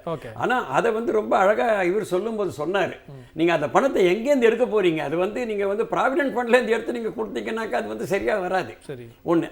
அதே மாதிரி ரெண்டாவது வந்து நாங்கள் வந்து அதை காப்பி அடித்தவங்க இன்னொரு முக்கியமான விஷயம் நீங்கள் பார்க்கணுன்னாக்க, நான் சொன்னேன் போன வாட்டி முதல்ல பேசும்போது சொன்னேன், மக்களுடைய வருமானம் வந்து 6 வருடம் முன்னால் இருந்திருக்கோ அதே ரேஞ்சில் தான் நீங்கள் இன்ஃப்ளேஷனுக்கு அட்ஜஸ்ட் பண்ணிங்கன்னா இருக்குது. சரி. ஸோ அதனால் என்ன பண்ணுனாக்கா, நாங்கள் வந்து எங்கள் மேனிஃபெஸ்டோவில் வந்து குறைந்தபட்சம் 400 ரூபாய் பர் டே வந்து ஒரு லேபருக்கு வந்து ஃபிக்ஸ் பண்ணுங்கன்னு சொல்லியிருந்தோம். சரி. நீங்கள் அதை பற்றி நீங்கள் பேசியிருக்கணும். ஏன்னா எப்போ எல்லாம் கம்மியாகினே போதோ நீங்கள் அதை பற்றி பேசலை. ஓகே. ரெண்டாவது வந்து நீங்கள் வந்து இன்றைக்கி வந்து மக்கள் வந்து ஏற்கனவே கடன் சுமையில் இருக்காங்க. ஓகே. வேலை வாய்ப்பு இல்லை. சரி. நீங்கள் கடன் கொடுத்தீங்கல்ல மக்களுக்கு, மாணவர்களுக்கு நீங்கள் கடன் கொடுத்தீங்க இல்லை, அவங்களால வந்து அந்த அவங்க பாஸ் பண்ணவரை உங்களுக்கு நீங்கள் வேலை கொடுக்கலன்னா அவங்களால திருப்பி கொடுக்க முடியல. நீங்கள் அட்லீஸ்ட் ஒரு ஒன் டைம் சரி அவங்களுக்கு நீங்கள், ஏன்னா இந்த வாட்டி நீங்கள் வந்து கிட்டத்தட்ட வந்து நான் இங்கே பார்த்தேன், நான் 30 வாட்டியோ என்னமோ பேசியிருக்காங்க, இல்லை 18 வாட்டியோ அந்த வார்த்தை வந்திருக்கு. 23 வாட்டி எம்ப்ளாய்மெண்ட் பற்றி பேசியிருக்காங்க. அப்போ அந்த எம்ப்ளாய்மெண்ட் அன்எம்ப்ளாய்மெண்ட்டை பற்றி பேசும்போது அந்த மாணவர்களுக்கு இல்லைன்னு உங்களுக்கு தெரியும் இல்லை. நீங்கள் வந்து ஏன் ஒரு ஒன் டைம்ஸ், இப்போ வந்து ஃபார்மர்ஸ்க்கு அவர் கேட்டார், அதே மாதிரி வந்து ஸ்டூடெண்ட்ஸ்க்கும் நீங்கள் ஒரு ஒன் டைம் சரிப்பா இல்லை அது வேணாம், நீங்கள் ஒரு டெஃபர் பண்ணுங்க ஒரு 5 வருஷத்துக்கு. ஏன்னா 5 வருஷத்துல நீங்கள் வந்து 4 கோடி வேலை கொடுக்க போறீங்கல்ல, டெஃபர் பண்ணி கொடுங்க. 2 லட்சம் வேகன்சி ரயில்வேல இருக்கு, அதே நிச்சயமா நிச்சயமா இந்த மாதிரியான கோரிக்கைகள் தொடர்ந்து இருந்துகிட்டு தான் இருக்கு. மனோகரன் சார், அதாவது இந்த ரயில்வேல பொறுத்த வரைக்கும் நிறைய எதிர்பார்ப்புகள் இருந்திருக்கும். தமிழ்நாட்டை பற்றி எங்கேயுமே இல்லை, தமிழ்நாட்டை பற்றி சுத்தமா இல்லை. அதுவும் மெட்ரோ தொடர்ந்து 2 அரசாங்கத்துடைய பங்களிப்புடன் தான் அந்த திட்டம் அப்படிங்கிறது. 2வது கட்டத்துக்கு சுத்தமா நிதி ஒதுக்கல. இதை நீங்க எப்படி பாக்குறீங்க? மெட்ரோ திட்டத்துக்கு வந்து 63,246 கோடி ஃபேஸ் 2க்கு மெட்ராஸுக்கு தேவை. அதுக்கு ஒரு 12,000 கோடி சாங்ஷன் பண்ணாங்க, அது பணம் வந்து சேரல. 9,000 கோடி தமிழக அரசு செலவு பண்ணியிருக்கு. அது பட்ஜெட்லேயும் சொன்னாங்க, நாங்கள் 9,000 கோடி தமிழ்நாடு அரசு செலவு பண்ணியிருக்கோம். இப்போ இதை தவிர கிளாம்பாக்கம் பஸ் ஸ்டாண்டு, புது பஸ் ஸ்டாண்டு போட்டோன்னா ஏர்போர்ட்லேருந்து அதுக்கு ஒரு 4,200 கோடியில் ஒரு புது எஸ்டிமேட் போட்டாங்க. அந்த பாதைக்கும் சேர்த்து நிதி வேணும்னு கேட்டுட்ருக்காங்க. அது இது தரலன்னு சொன்னால் மெட்ரோ திட்டங்களே முடங்குற சூழல். கோயம்புத்தூர், மதுரையில் வேற அடுத்த அது வேற, அது பேஸ் 2 சிட்டிஸ் 2ஆம் தர நகரங்களுக்கான மெட்ரோ திட்டங்களுக்கு இன்னும் போக வேண்டியதில்லை. அதெல்லாம் திட்டத்தில் இருக்குது, அப்ரூவலில் இருக்குது, அப்படியே இருக்குது, பெண்டிங் தான். இது மெட்ராஸில் நடந்துகிட்டு இருக்க வேலைகளுக்கே பணம் போக வேண்டுமே, அதுவே நிற்கிது மெட்ரோ திட்டங்களை பொறுத்த வரைக்கும். புதிய பாதை திட்டங்கள் எடுத்துக்கிட்டிங்கன்னா நிலைமை ரொம்ப மோசமாக இருக்குது. ஒரு 10 புதிய பாதை திட்டங்கள் நேரடியாக புதிய பாதை திட்டங்களில் வருது. அகலப்பாதை திட்டங்களுடைய விரிவாக்கத்தில் ஒரு 3 திட்டங்கள் வருது. மொத்தம் 13 திட்டங்கள் தமிழ்நாட்டில் நடந்துகிட்டு இருக்கு. இந்த புதிய பாதை திட்டங்களில் வந்து ஒரே ஒரு திட்டத்தில் தான் அசைவு இருக்குது. திண்டிவனம் நகரி திட்டம் மட்டும்தான் கொஞ்சம் வேலை நடந்துட்டு இருக்கு. பாக்கி எந்த திட்டங்களுக்குமே நில ஆர்ஜிதம் கூட பண்ணாமல் இருக்கிறாங்க. நில ஆர்ஜிதம் பண்ணாதான் அதை பண்ண முடியும். திருவண்ணாமலை செஞ்சி திட்டத்தில் அதில் வந்து 4 பிரிட்ஜு கட்டிட்டு அது கூட நிறுத்தி விட்டாங்க. சரி, அதே மாதிரி திண்டிவனம் நகரி சொன்ன பாருங்க, அதில் வந்து 726 ஹெக்டேர் நில தேவையில்லை, 594 ஹெக்டேர் நிலம் ஆர்ஜிதம் பண்ணியிருக்காங்க. அது தவிர மதுரையிலிருந்து அருப்புக்கோட்டை வழியாக தூத்துக்குடி போகிற திட்டத்துக்கு 90 ஹெக்டேர் நிலம் ஆர்ஜிதம் பண்ணியிருக்காங்க. அதுக்கு கிட்டத்தட்ட 590 crores அது ஹெக்டேர் நிலம் தேவைப்படுது. பாக்கி எந்த திட்டத்துக்கு நில ஆர்ஜிதமே நடக்கலை, எந்த திட்டமும் கொஞ்சம் கூட நகரலை. இதுதான் ஈரோடு பழனி திட்டம்லாம் அப்படியே இருக்குது, பேரளவில் பேப்பர்லேயே தான் இருக்குது. சரி, அது மாதிரி வந்து அத்திப்பட்டு புத்தூர் திட்டம் ஏறத்தாழ அது கைவிட்ட கண்டிஷன்லேயே தான் இருக்குது. அது வந்து 800 போர்ட்லேருந்து புத்தூர் ஆந்திரா வரைக்கும் போட்ட ஒரு குட்ஸ் டிராஃபிக், ஃப்ரைட் டிராஃபிக்கான ஒரு திட்டம். ஆக்சுவலாக அந்த திட்டமும் எந்த விதமான அசைவுகளுமே இல்லை. இதே தவிர வந்து ஸ்ரீபெரும்புத்தூர், கூடுவாஞ்சேரி அந்த பக்கம் போட்ட, சென்னையில் போட்ட அந்த திட்டங்களுக்கும் எந்த நில ஆர்ஜிதமும் பண்ணலை, எந்த வேலைகளுமே நடக்கலை. மொத்தம் தமிழ்நாட்டில் இருக்கிற இந்த 10 புதிய பாதை திட்டங்களுக்கு மட்டுமே கிட்டத்தட்ட 14,682 கோடி தேவை. சரி சார், இதுவரைக்கும் இதுக்கு செலவு பண்ணியிருக்கிறது வெறும் 1,295 கோடி. ஓகே, அப்படின்னா என்ன வேலை நடந்தது? கண்டிப்பா இப்ப உட்கட்டமைப்புகளை எதுவுமே மேம்படுத்தலன்னு சொல்றீங்க. இப்ப ரயில்வேல இருக்கக்கூடிய இந்த ஆக்சிடென்ட்ஸ் பத்தி நம்ம நிறைய பேசுறோம். இன்னொரு பக்கம் அது இந்த பணியாளர்களுடைய எண்ணிக்கை மிக குறைவு, கவாச்சு அடுத்த ஸ்டேஜா இருக்கலாம், அது ஒரு காரணமா அப்படிங்கிறது. வேகன்சி ஃபில்அப் பண்ணா நிறைய சேஃப்டி கேட்டகரி வேகன்சிஸே இருக்குது. இவங்க வேகன்சி ஃபில்அப்ல வந்து அவங்க ரொம்ப இழுத்துட்டு வராங்க. ஒரு ப்ராசஸை ஒரு ரெக்ரூட்மெண்ட் ப்ராசஸ்க்கு 2 வருஷம் 3 வருஷம்லாம் டைம் எடுக்கிறாங்க. இப்படி இருந்தால் அது எப்படி வேகன்சிஸ் ஃபில்லப் பண்ண முடியும்? வேகன்சி ஃபில்லப் பண்ணுற இப்போ வேலைவாய்ப்புகள் 4.1 கோடி வேலைவாய்ப்புகள் 5 ஆண்டுகளில் உருவாக்கும்னு சொல்கிறாங்க. இருக்கிற வேகன்சிஸை ஒரு ரயில்வேல 2 லட்சம் பேருக்கு வேலை கொடுத்தாலே 2 லட்சம் பேருக்கு வேலை கிடைக்க முடியா? இதே மாதிரி பப்ளிக் செக்டரில் ஏகப்பட்ட நிறுவனங்கள்ல வேகன்சிஸ் இருக்கு. அதெல்லாமே நிறைவேற்றலாம். கண்டிப்பா அதெல்லாம் கவனம் செலுத்துற வேலை வாய்ப்புலையும் இல்ல, ஒட்டுமொத்தமா ரயில்வே துறை சீரழிந்து கொண்டு இருக்கு. ரயில்வே துறையினுடைய நிலைமை வந்து இன்னும் மோசம். இன்னும் வந்து அகலப்பாய் திட்டத்தில் 3 திட்டங்கள் சொன்னேன். அது வந்து திருக்கோளை வழியாக ஒரு திட்டம் திருத்துறைப்பூண்டிலிருந்து நாகப்பட்டினம் வரைக்கும் இருக்கு. அந்த திட்டத்துக்கு 100% நிலம் ஆர்ஜிதம் பண்ணியிருக்காங்க. அந்த திட்டம் கிட்டத்தட்ட 11 பாலங்கள் கட்டப்பட்டிருக்கிறது, 110 சிறிய பாலங்கள் கட்டியிருக்காங்க. அந்த திட்டத்தை எக்ஸிக்யூட் பண்ணாமல் நிற்கிது. இந்த 13 திட்டங்கள்ல 10 திட்டங்கள் யூபிஐ கவர்மெண்ட் கொண்டு வந்தது. 3 திட்டங்கள் தான் இந்த என்டிஏ கவர்மெண்ட்ல வந்தது. அந்த 3 திட்டங்கள்ல ஒன்று ராமேஸ்வரம் தனுஷ்கோடி திட்டம். அந்த திட்டத்தை அவங்க வந்து பெருசாக கொண்டுட்டு போனாங்க. அந்த திட்டத்துக்கு முதல்ல 217 கோடியில் செய்வோம்னாங்க. அப்புறம் 700 சொச்சம் கோடியில் அந்த திட்டத்தை எக்ஸிக்யூட் பண்ணுவோம்னாங்க. கடந்த ஆண்டு அதுக்கு வந்து தமிழ்நாடு கவர்மெண்ட் ஈக்காலஜிக்கலி சென்சிட்டிவ் ஏரியா, அதனால அந்த ப்ராஜெக்ட் எங்களுக்கு வேணான்ட்டாங்க. ஸோ இப்படி அவங்க திட்டம் என்பது இருக்கிற 3 திட்டத்தில் இன்னொரு திட்டம், அதாவது நாகப்பட்டினம் காரைக்கால் துறைமுகம், அதிலிருந்து பேரளத்திற்காக போர்ட் கனெக்டிவிட்டி திட்டம் போன வருஷம் அறிமுகப்படுத்துறாங்க. நிச்சயமா சார், அந்த திட்டம் கூட அந்த துறைமுகம் காரைக்கால் துறைமுகம் அதானி கையில் இருக்கிறதாக சொல்றாங்க. ஓகே சார், நிச்சயமா ஏற்கனவே அறிவித்ததும் செயல்படுத்தல, இவர்கள் அறிவித்ததையும் செயல்படுத்த முடியாத நிலையில் தான் இருக்கிறாங்கன்ற விஷயங்களை பட்டியல் போடுறீங்க. ஜோதி சிவஞானம் சார், இப்போ எம்எஸ்எம்இ ஒருத்தர் பேசினாங்க, வேளாண் துறையிலிருந்து பேசுறாங்க, பொலிட்டிக்கலா பேசுறாங்க, ரயில்வே எல்லா துறையும் ஏமாற்றம் அப்படிங்கிற போது அப்போ பட்ஜெட் அப்படிங்கிறது வரக்கூடிய பணம், அதற்கு செலவை சரியா பண்ணணும் அப்படிங்கிறதா என்ன எந்த இடத்துல முரண்பாடுன்னு நீங்க நினைக்கிறீங்க? இல்லை, அவங்க வந்து வரி வருவாயை கலெக்ட் பண்ணலிங்க. போதுமான வரி வருவாய் வந்து அவங்க ஒட்டுமொத்தமாக அவங்க ஒன்றிய அரசு கலெக்ட் பண்ணக்கூடிய வரி வருவாய் வந்து மிக மிக குறைவாக இருக்குது. அதில் முக்கியமாக நேரடி வருவாய் குறைவாக இருக்குது. அதில் ஏற்கனவே குறைவாக இருக்கும்போது வந்து அதுக்கு போய் கன்செஷன் கொடுத்தா, ஸோ வரி வருவாய் குறைச்சிட்டா உங்களை ரெவென்யூ குறைஞ்சிருது, ஒட்டு மொத்தமாக உங்களை ரெவென்யூ ரெசிப்ட்ஸ் குறைஞ்சிருது. நான் டேக்ஸ் ரெவென்யூ கொஞ்சம் வந்து ட்ரை பண்ணுறாங்க. இப்போ ஆர்பிஐட்டிருந்து இப்போ இந்த வருடம் வந்து ஆர்பிஐட்டிருந்து ஒரு 2.11 லட்சம் கோடியும், மற்றபடி பொதுத்துறை நிறுவனங்கள்ட்டிருந்து ஒரு இல்லை நீங்கள் சொல்கிறது புரிஞ்சுக்க முடியும் சார். நேரடி வரி வருவாய் அப்படிங்கிறது குறைஞ்சிருக்கிறது, நீங்கள் அதுலேயும் வந்து சலுகை கொடுக்குறீங்கன்றீங்க. பட் எடுக்கிறது எங்கே வேணாலும் எடுக்கலாம், அதாவது மறைமுக வரி மக்கள்கிட்டேருந்து எடுக்கிறாங்கன்னு சொல்கிறீங்க. ஜிஎஸ்டி வருவாயை பொறுத்தவரைக்கும் 2 லட்சம் கோடி கலெக்ட் ஆகுதுங்கிற விஷயங்கள்லாம் நம்ம வருது இல்லைங்களா? இல்லை, அதான் நான் சொல்ல வரேன். இவங்க ஒட்டு மொத்தமாக இவங்க வசூல் பண்ணுற மறைமுக வரி நம்ம மேலே அந்த பலுவை போட்டாங்க, அதுவும் 10லங்கிறேன். மறைமுக வரி, ஆமாம், மறைமுக வரி நம்ம மேலே போட்டாலும் ஒட்டு மொத்தமாக இவங்க கலெக்ட் பண்ணுறது, உதாரணத்துக்கு சொல்கிறேன், இந்த பட்ஜெட்டில் அவங்க கொடுத்துருக்க எஸ்டிமேஷன் வந்து 31.29 லட்சம் கோடி ரூபாய், 31 லட்சம் கோடி ரூபான்னு வச்சுங்க ரெவென்யூ ரிசிப்ட்ஸ். அதில் டேக்ஸாக கலெக்ட் பண்ணியிருக்கிறது வந்து 25.8 லட்சம் கோடி ரூபாய். மீதி நான் டேக்ஸாக வந்து ஒரு 5.5 லட்சம் கோடி ரூபாய் கலெக்ட் பண்ணுறாங்க. ஸோ இது 2 தான் அவங்களுடைய வருவாய். மீதி கடன் வாங்குறாங்க. 16 லட்சம் கோடி ரூபாய் வந்து 15 லட்சம் கோடி ரூபாய், சாரி ஃபிஸ்கல் டெபிசிட் வந்து 16 லட்சம் கோடி ரூபாய் வந்து கடன் வாங்குறாங்க. இப்போ இதுக்கு இன்ஃப்ராஸ்ட்ரக்சருக்கு அவங்க செலவு பண்ணுறது வந்து 11 லட்சம் கோடி ரூபாய் தான். சரி, கடன் வாங்குறது 16 லட்சம் கோடி ரூபாய். அப்போ கடன் வாங்கி ரெவென்யூ எக்ஸ்பெண்டிச்சர் அன்றாட தேவைக்கான செலவை வந்து செய்கிறாங்க. சரி, அன்றாட தேவைக்கு வெரி ஹை இன்ட்ரெஸ்ட். பொருளாதார அடிப்படையில் கடன் வாங்குறதும் கூட ஒன்று, அது முதலீடு அப்படிங்கிற ஒரு வார்த்தையை சொல்லுவாங்க. முதலீடு பண்ணல, செலவும் பண்றாங்க. 2% ஜிடிபி அன்றாட செலவுக்கே கடன் வாங்குறாங்க. அன்றாட 2% இப்போ முடிந்த இதில் 2.6%. முடிந்த நிதியாண்டில் அவங்க அன்றாட செலவுக்கு ஜிடிபியில் 2.6% கடன் வாங்கியிருக்கிறாங்க. ஃபிஸ்கல் டெபிசிட் சேர்த்தா வந்து 5.6% வாங்கியிருக்கிறாங்க. ஸோ இதற்கு வந்து வட்டி வந்து இப்போ இந்த வருடம் வந்து வட்டி மட்டும் 11.6 லட்சம் கோடி ரூபாய் வட்டி மட்டும் செலுத்துகிறாங்க. இது வந்து அவங்க ரெவென்யூ ரிசிப்ட்ஸில் 31 லட்சம் கோடியில் 40%. ஓகே, உங்கள் வருமானத்தில் 40% நீங்கள் இன்ட்ரெஸ்ட்டுக்கு மட்டும் கொடுத்துட்டா நீங்கள் எப்படி மேற்கொண்டு உங்களுடைய இன்ட்ரெஸ்ட் பேமெண்ட் வருஷம் 1.5 லட்சம் கோடி ரூபாய் இன்க்ரீஸ் ஆகிட்டு வேற போகுது. கண்டிப்பாக சார். ஸோ எப்படி நீங்கள் இந்த நிதிநிலையை மேலாண்மை செய்ய முடியும்? இதுதான் அடிப்படையான ப்ரெஷர். ஸோ ரூட் நிச்சயமா, அதாவது சரியா நிர்வகிக்கல அப்படிங்கிற ஒவ்வொரு ஸ்கீம்லையும், அதாவது அக்ரிகல்ச்சர்ல, எஜுகேஷன்ல, ஹெல்த்ல எல்லாத்துலையும் கம்மியாயிக்கனே போகுது. நிச்சயமா சார். அப்போ நீங்கள் எதுக்கு வந்து கார்ப்பரேட் டேக்ஸை 25% குறைச்சிங்க? ரைட். அதுலேருந்து உங்களுக்கு கார்பரேட் டாக்ஸில் தான் மேக்ஸிமம் அதுதான் அடிப்படையில் சார் அதான் கேள்வி கேட்டாங்க. இன்னும் பேச வேண்டிய விஷயங்கள் இருக்கிறது. ஆனால் நேரம் மேலே முடித்துக்கொள்ள வேண்டிய சுச்சுவேஷன் இருக்கிற நிகழ்ச்சியில் உங்களோட விருந்தினர் அத்தனை பேருக்கும் மிக்க நன்றி. மீண்டும் ஒரு நிகழ்ச்சியில் சந்திக்கலாம். நன்றி, வணக்கம்.